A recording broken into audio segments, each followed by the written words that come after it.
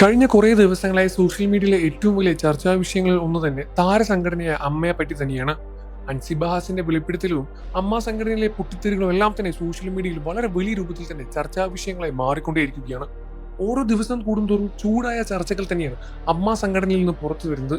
അൻസിബയുടെ തുറന്നു പറച്ചിലും വെളിപ്പെടുത്തലും എല്ലാം തന്നെ വലിയ രൂപത്തിലുള്ള ഒരു വാതിൽ തന്നെയാണ് അമ്മയിലേക്ക് തുറന്നു വെച്ചിരിക്കുന്നത്.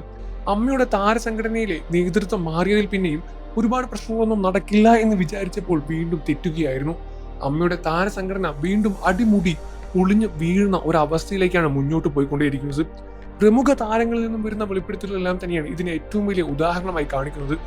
ടിനി ടോം തന്നെ ജിഹാദി എന്ന് വിളിച്ച് അഭിമാനപ്പെടുത്തി എന്ന് പറഞ്ഞെല്ലാം തന്നെ ഒരുപാട് വിഷയങ്ങൾ അൻസിബ ഹാസൻ മുന്നോട്ട് വയ്ക്കുമ്പോഴും ടിനി ടോമിന് ഒരുപാട് ആരാധകരും ഒരുപാട് നേതൃത്വന്മാരുടെ കൂടെയും ഒരുപാട് പണത്തിന്റെ സ്വാധീനവും ഒരുപാട് ഉള്ളതുകൊണ്ട് തനിക്ക് ഭയമുണ്ട് എന്ന് അൻസിബ തുറന്നു പറയുന്നു.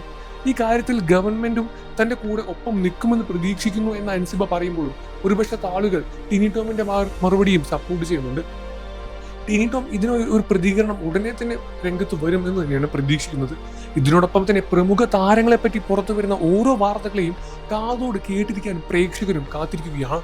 പ്രമുഖ താരങ്ങൾ ഉൾപ്പെടെ മോഹൻലാൽ, മമ്മൂട്ടിയെ പോലുള്ള താരങ്ങൾ ഇതിനെ എന്തുകൊണ്ട് പ്രതികരിച്ച് രംഗത്ത് വരുന്നില്ല എന്നും ചോദിക്കുന്നു.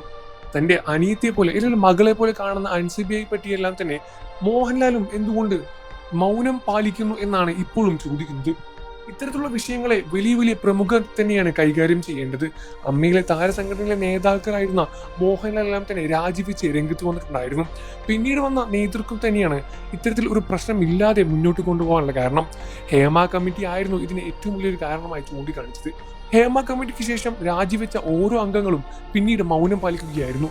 എന്തുകൊണ്ട് ഇവർ രംഗത്ത് വരുന്നില്ല എന്നും ഇവർ മൗനം പാലിച്ച് വിട്ടുനിൽക്കുകയാണോ എന്നെല്ലാം തന്നെ ഒരുപാട് ചോദ്യങ്ങൾ വരുന്നുണ്ട്.